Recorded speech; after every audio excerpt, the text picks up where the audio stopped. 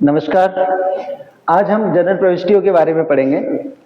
हम देखते हैं जनरल प्रविष्टियां जो प्रत्येक दिन के लेन देन होते हैं उनको करने के लिए की जाती हैं, जिसमें हमें लुकास पेसोली के माध्यम से बताया गया है कि खातों के दो स्वरूप होते हैं, एक में डेबिट और एक में क्रेडिट किया जाता है। पाने वाला हमेशा डेबिट होता है और देने वाला हमेशा क्रेडिट होता है। इसमें आने वाली संपत्ति डेबिट होती है और जाने वाली संपत्ति क्रेडिट होती है। व्यय और हानि को डेबिट किया जाता है, आय और लाभ को क्रेडिट किया जाता है। इसमें कुछ ऐसे तरीके हैं जिसमें याद रखने योग्य बातें हैं।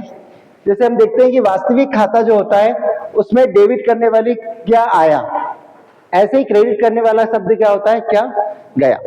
ऐसे ही अगर हम देखें कि व्यक्तिगत खाता जो होता है, व्यक्तिगत खाता, इसमें डेबिट पक्ष में किसने पाया, मतलब जब पैसा आता है तो वो पाने वाला होता है और पैसा जाता है तो वो किसने दिया है।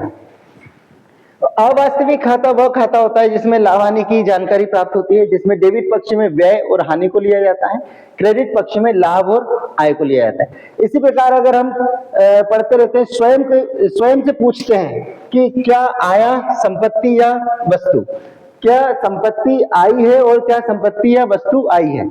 ऐसे ही डेबिट पक्ष में हम इस चीज को करने के बाद हम संपत्ति पक्ष में कौन सी संपत्ति गई है ये हम क्रेडिट करेंगे। ऐसे ही व्यक्तिगत खाते में संस्था कोई होती है तो किसने पाया ये डेबिट है और किसने दिया ये क्रेडिट होता है। इसी प्रकार खाते हमने देखा है कि खाते तीन प्रकार के होते हैं, जिसमें खातों में वास्तविक खाता, अवास्तविक खाता और व्यक्तिगत खाता होता है। अब हम देखते हैं कि व्यक्तिगत खाते में के अंतर्गत कौन कौन सी चीजें आती हैं।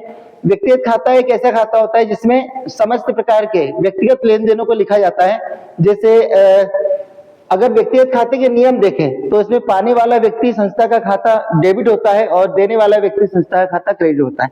इसी प्रकार हम अगली प्रविष्टि में कह सकते हैं कि अवास्तविक खाता जो होता है, अवास्तविक खाता किसी व्यक्ति विशेष के माध्यम से नहीं लिखा जाता, यह लाभ हानि को मूल्यांकित करने के लिए किया जाता है। इसमें यह किया जाता है कि ये जो जितनी भी संपत्तियां होती है और जो भी नुकसान होता है उसको हम पहले से ही जानकारी प्रदान की जाती है। इसके बाद जो वास्तविक खाता होता है, वास्तविक खाता इसमें व्यापार की स्थायी संपत्तियों को लिया जाता है।